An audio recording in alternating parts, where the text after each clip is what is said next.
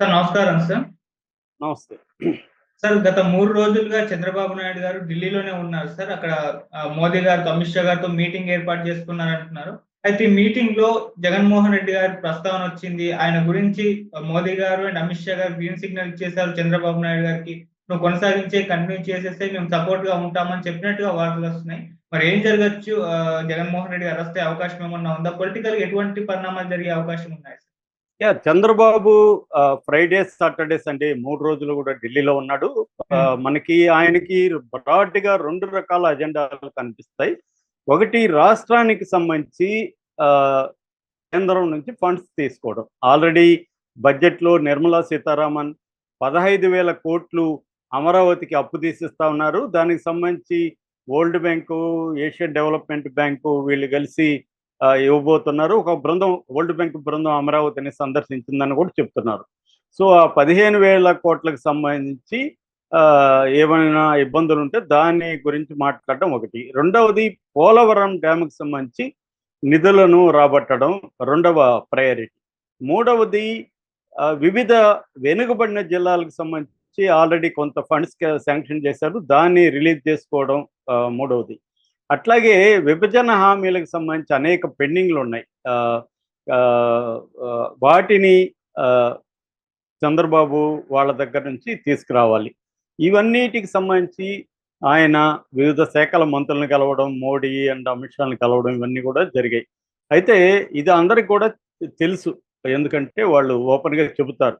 అయితే ఓపెన్గా చెప్పని విషయాలు ఏంటంటే రాజకీయాల్లో ఇప్పుడు జగన్ని ఎలా డీల్ చేయాలి, మోడీ జగన్ పట్ల ఉన్న అభిప్రాయం ఏంటి, సో గ్రీన్ సిగ్నల్ ఇస్తాడా లేదా చంద్రబాబుకి? ఎందుకంటే చంద్రబాబు ముందు ఒక క్లియర్ అజెండా ఉంది. ఆ అజెండా ఏంది? జగన్ని జైలుకి పంపించడం, వైసీపీలో ఉండే ఇంపార్టెంట్ లీడర్లందరినీ కూడా జైలుకి పంపించడం, వైసీపీని రాజకీయంగా సమాధి చేసేయడం అనేది చంద్రబాబుకు ఈ 5 ఏళ్లలో ఉన్న టార్గెట్. ఎందుకంటే ఆల్రెడీ ఆయనకి 75 ఏళ్ళు వచ్చాయి. నెక్స్ట్ 2029కి ఆయనకి 80 దాటుతాయి. ఆ టైంలో ఇప్పుడున్నంత యాక్టివ్గా ఆయన అప్పుడు ఉండలేకపోవచ్చు. కాబట్టి లోకేష్ని ప్రొజెక్ట్ చేయాల్సిన అవసరం ఉంటుంది చంద్రబాబుకి. లోకేష్ని చేయాలంటే లోకేష్కి రాజకీయంగా బలమైన ప్రతిపక్షం ఏది లేకుండా చూసుకోగలిగితే, జగన్ని బలహీనపరచగలిగితే లోకేష్కి మార్గం సుగమం అవుతుంది. ఇది చంద్రబాబు ముందున్న కర్తవ్యం. చంద్రబాబుకున్నంత అనుభవం కావచ్చు, పరిచయాలు కావచ్చు, వ్యవస్థల సపోర్ట్ కావచ్చు, లోకేష్కి లేదు. ఇమీడియట్గా డెవలప్ చేయడం కూడా అంత ఈజీ కాదు. చంద్రబాబు అంటే కొన్ని దశాబ్దాలుగా, అంటే దాదాపు 5 దశాబ్దాలుగా ఆయన డెవలప్ చేసుకుంటూ వచ్చిన వ్యవస్థలు, ఇటు మీడియా కావచ్చు, వ్యవస్థల్లో తన మనుషులు కావచ్చు, తర్వాత తన కులానికి సంబంధించిన వివిధ శాఖల్లో ఉన్న వాళ్ళు కావచ్చు, పార్టీ స్ట్రక్చర్ కావచ్చు, ఇదంతా కూడా చంద్రబాబుకి బ్రహ్మాండంగా ఉపయోగపడిన సపోర్ట్ సిస్టమ్స్ అవి. అది ఖచ్చితంగా లోకేష్కి కూడా హెల్ప్ అవుతాయి, కానీ వాటిని నిరంతరం నిలబెట్టుకోవాలా, ఎవరితో ఎలా న్యూయాన్సెస్ అంటారు, ఈ న్యూయాన్సెస్ లోకేష్కి అంతుపట్టడానికి టైం పడుతుంది. ఎందుకంటే లోకేష్ కింది నుంచి ఎదుక్కుంటా వచ్చిన వ్యక్తి కాదు. ఆల్రెడీ ఒక భవనం నిర్మాణం అయిపోయి ఆ నిర్మాణంలోకి వచ్చిన వ్యక్తి. అతను స్వయంగా భవనాన్ని నిర్మించిన వ్యక్తి కాదు.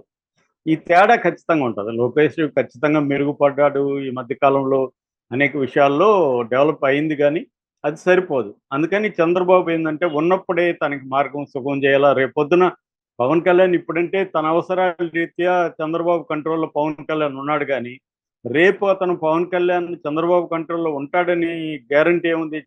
పవన్ కళ్యాణ్కి కూడా తనదైన గోల్ ఉంటుంది కదా, తను కూడా సీఎం కావాలి, ఆ గోల్ ఉంటుంది కదా. రేపు పొద్దున పవన్ కళ్యాణ్ జగన్ కలవరని గ్యారంటీ ఏముంది? రేపు పొద్దున పవన్ కళ్యాణ్కి నువ్వు ఒక టర్మ్ సీఎంగా తీసుకో, నేను ఒక టర్మ్ సీఎంగా తీసుకుంటానని జగన్ అన్నాడు అనుకో, పవన్ కళ్యాణ్ రేపు పొద్దున అటు కూడా షిఫ్ట్ అవ్వచ్చు కదా. కాబట్టి జగన్ అనే వాడిని ఉంచకూడదు. ఎందుకంటే ఆల్రెడీ 40% ఓట్లు జగన్కి పడ్డాయి. అంటే జగన్ బలం ఎక్కడ తగ్గలేదు. అంతకుముందు 2014లో జగన్ బలంకి ఇప్పుడు జగన్ బలానికి చూస్తే ఏం తగ్గలేదు. కాబట్టి మధ్యలో ఈ స్వింగ్ ఓటర్స్ ఇటు వచ్చారు. అది కూడా చీలకుండా, యాంటీ ఇన్కంబెన్సీ ఓటు చీలకుండా పవన్ కళ్యాణ్ కలుపుకోవడం, ఇటు మోడీని కలుపుకోవడం వల్లే విజయం సాధ్యమైంది అనేది చంద్రబాబుకు తెలుసు. రేపు ఇదే పరిస్థితి రేపు ఉంటుందా లేదు తెలియదు. జగన్ వెళ్ళి ఇండియా కూటమిలో జాయిన్ అవ్వచ్చు. జగన్ బలము ఇంకా పెరగచ్చు. రేపొద్దున కాంగ్రెస్ కమ్యూనిస్టులతో కలిసి జగన్ ఎన్నికల్లో పోటీ చేయొచ్చు. పవన్ కళ్యాణ్ కూడా ఇటు ఉంటాడా లేదా రేపు గ్యారంటీ చెప్పలేము. ఎందుకంటే రేపు కూటమి అధికారంలోకి వస్తుంది సెంట్రల్ అంటే మళ్ళీ సమీకరణాలు మారిపోతాయి.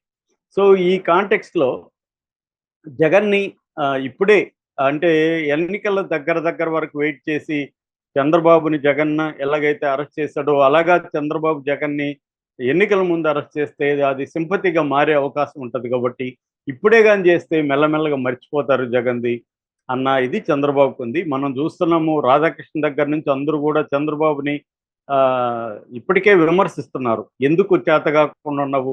రాధాకృష్ణ క్లియర్గా రాశాడు, చంద్రబాబు తక్షణ కర్తవ్యం జగన్ని జైల్లో పెట్టడం అని. సో ఈ కాంటెక్స్ట్లో నిన్న 3 రోజులుగా చంద్రబాబు ఇటు మోడీతో ఇటు అమిత్ షాతో డిస్కస్ చేసినట్టు కనబడుతుంది.